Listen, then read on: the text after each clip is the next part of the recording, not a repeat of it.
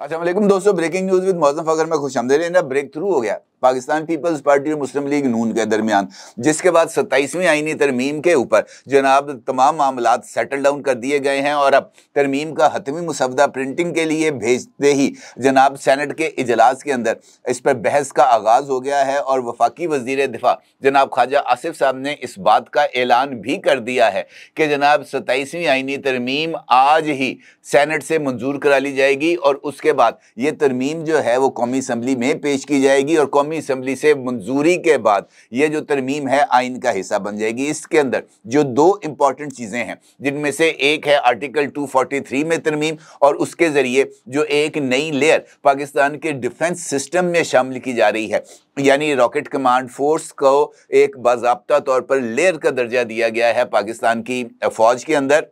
तो उसकी जो चेन ऑफ कमांड है वो कैसे होगी और पाकिस्तान की जो तीनों मुसल्लह अफवाज हैं वो किस तरीके से इस नेशनल कमांड का हिस्सा बनते हुए ये जो न्यूक्लियर ट्राइड है इसको मुकम्मल करेंगी, और ये इस तरमीम का एक इम्पॉर्टेंट एस्पेक्ट था। उसके साथ साथ प्रेसिडेंशियल इस्तिस्ना और दीगर तमाम चीज़ें भी शामिल थीं, लेकिन जो दूसरा डेड लॉक था वो जजेस की ट्रांसफ़र के हवाले से था। जो है वफाकी वज़ीर कानून आज़म नज़ीर तारड़ साहब, उन्होंने इस बात का ऐलान किया है कि जजेस की ट्रांसफ़र के ऊपर जो डेडलॉक था पीपल्स पार्टी के साथ वो ख़त्म हो गया है और उसके साथ साथ केसेस को किस तरीके से कॉन्स्टिट्यूशनल कोर्ट में भिजवाया जाएगा वो सारा मैकेनिज्म भी पाकिस्तान पीपल्स पार्टी के साथ तय कर लिया गया है। खबर ये भी है कि 27वीं आईनी तरमीम के पार्लियामेंट से बाखूबी मंजूरी के बाद हुकूमत ने आला अदलिया की असर नौ तश्कील के अमल का आगाज़ कर दिया है और बाज़ाब्ता तौर पर जो सलाह मशवरे हैं उसका भी आगाज़ कर दिया गया है, क्योंकि 27वीं आईनी तरमीम के तहत एक 7 रुकनी कॉन्स्टिट्यूशनल कोर्ट कायम की जाएगी। उस कॉन्स्टिट्यूशनल कोर्ट का सरबराह कौन होगा और उसके अंदर कौन कौन से जज साहिबान शामिल होंगे उसकी इब्तदाई तफसीलात भी सामने आई हैं। 7 जज साहिबान के नाम को शॉर्टलिस्ट कर लिया गया है और इतलात के मुताबिक ये जो कॉन्स्टिट्यूशनल कोर्ट है इसकी सरबराही जनाब जस्टिस अमीनुद्दीन खान करेंगे, जो कि इस वक्त भी सुप्रीम कोर्ट ऑफ पाकिस्तान के आईनी बेंच के सरबराह हैं। उनके साथ साथ सुप्रीम कोर्ट ऑफ पाकिस्तान के जज जनाब justice Hasan Azhar Rizvi, justice Musarrat Hilali, justice Aamir Farooq और जस्टिस अली बाकर नजफी साहब के नामों के साथ साथ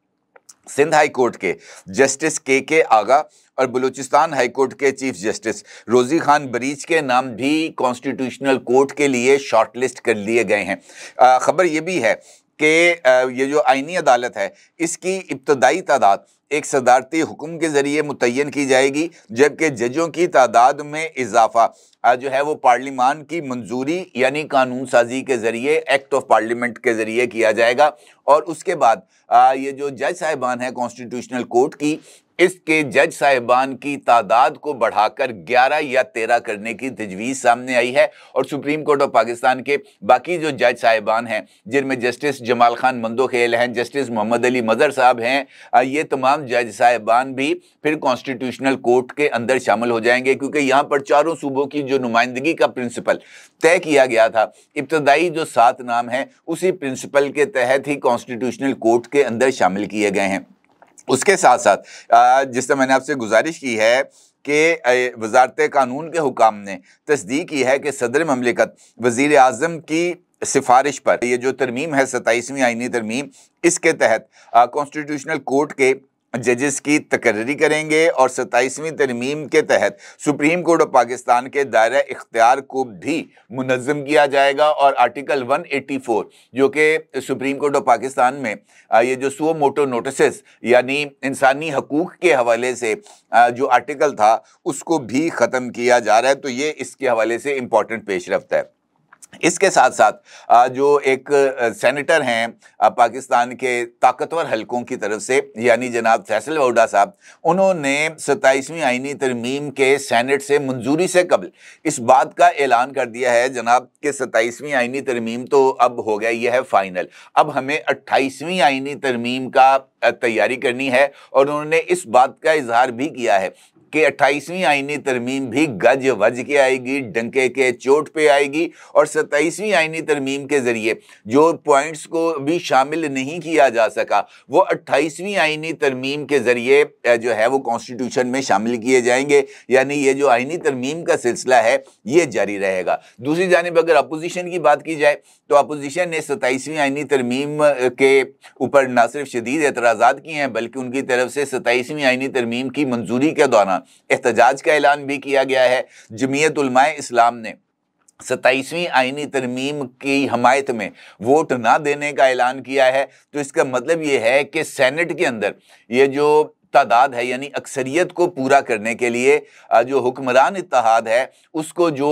4 वोट्स चाहिए वो या तो पाकिस्तान तहरीक इंसाफ के आज़ाद अरकान से पूरे किए जाएंगे या जमीयत उलमाए इस्लाम की मदद से ही ये जो नंबर है वो पूरा किया जाएगा, क्योंकि जो हुकूमती सेनेटर इरफान सिद्दीकी साहब हैं वो अलील हैं और वो आज के इजलास में शरीक नहीं होंगे। अब जिस तरीके से ऐलान किया गया है कि आज ही 27वीं आईनी तरमीम को मंजूर किया जाएगा तो इसका मतलब ये है कि गवर्नमेंट ने अपने जो नंबर्स हैं इस